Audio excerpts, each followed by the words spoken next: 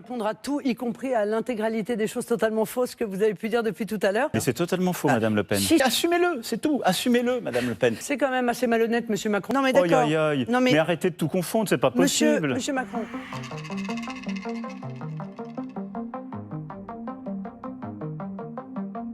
Le rôle de la France, c'est, comme nous l'avons fait depuis le début, d'abord de soutenir l'Ukraine. De soutenir en aidant les Ukrainiens avec des équipements de défense et des équipements aussi pour combattre, pour ne pas que Kiev tombe.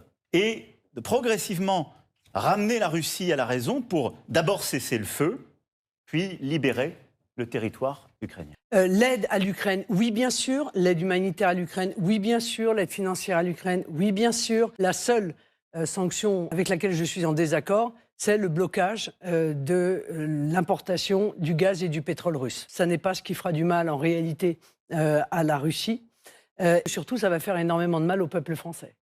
Vous avez été, je pense, l'une des premières responsables politiques européennes à reconnaître le résultat de l'annexion de la Crimée. Vous l'avez fait pourquoi? Parce que vous dépendez du pouvoir russe et que vous dépendez de M. Poutine.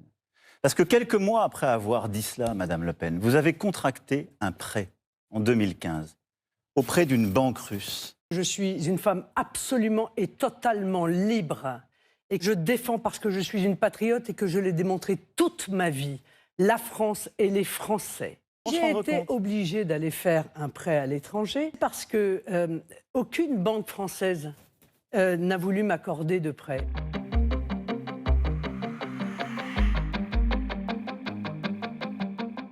Moi, je dis aux entreprises, voilà, si vous augmentez de 10% les salaires jusqu'à 3 fois le SMIC, eh bien, je gèlerai les cotisations patronales subséquentes. La mesure que je propose d'augmentation des revenus est quelque chose qui est capable d'améliorer la vie quotidienne des Français. Mais vous n'augmentez pas les revenus parce que vous n'administrez pas les salaires. Vous n'augmentez pas de 10% les salaires. Je ne voudrais pas que nos compatriotes qui pensent que ce sera de manière sûre sur leur feuille de paye, pensent qu'un président ou une présidente de la République puisse décider de ce qui est sur la feuille de paye. J'ai dit très clairement qu'il s'agissait d'une incitation auprès des entreprises. Donc il n'y aura pas d'augmentation de 10%.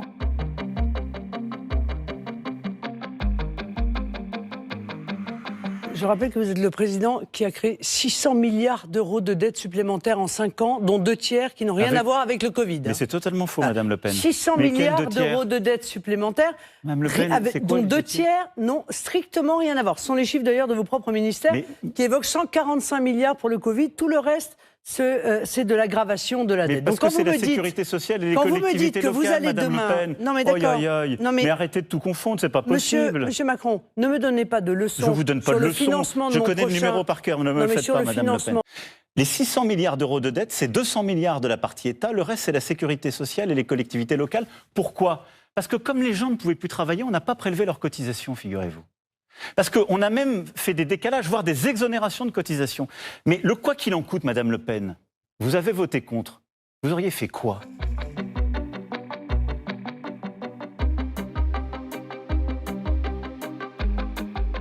J'ai lu votre projet, il est très transparent. Vous êtes climato-sceptique. Bon. Donc, c'est net. Oui, vous avez dit d'ailleurs qu'avec vous, la neutralité carbone 2050, c'est-à-dire les jalons des accords de Paris, ça ne marche pas. Moi, j'ai été frappé une fois encore par le rapport du GIEC. Et j'ai à la fois un bilan, mais je veux aller beaucoup plus vite. Je veux aller 2 fois plus vite dans le quinquennat qui vient. C'est pourquoi, première chose que je fais, c'est que je mets un Premier ministre qui est en charge de cette politique.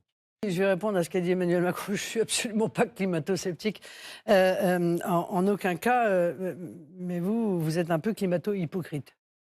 D'ailleurs, c'est peut-être pour ça que les gens ne croient pas à votre volonté de régler tous ces problèmes. J'ai donc conçu l'intégralité de mon projet autour du localisme, autour de la relocalisation des productions. Ça veut dire aussi que l'État doit assumer cette responsabilité. Et assumer cette responsabilité, c'est mettre en place le patriotisme économique. Oui à la transition, bien sûr, il faut qu'il y ait une transition, mais il faut qu'elle soit évidemment dans le temps, beaucoup moins rapide que ce qu'on impose aux Français pour leur permettre de pouvoir y faire face.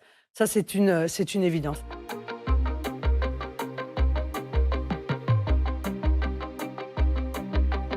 Je suis pour l'interdiction du voile dans l'espace public. Je pense que le voile est un uniforme imposé par les islamistes. Je pense que une grande partie des jeunes femmes qui le mettent ne peuvent pas faire autrement, en réalité, même si elles n'osent pas le dire, puisque celles qui ne le mettent pas, en revanche, témoignent du fait qu'elles sont isolées, du fait qu'elles sont insultées, du fait qu'elles sont mises de côté et accusées d'être impures.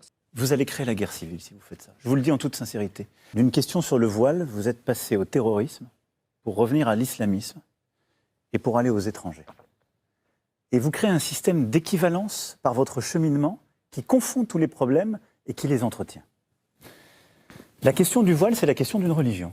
La laïcité, ça n'est pas combattre une religion.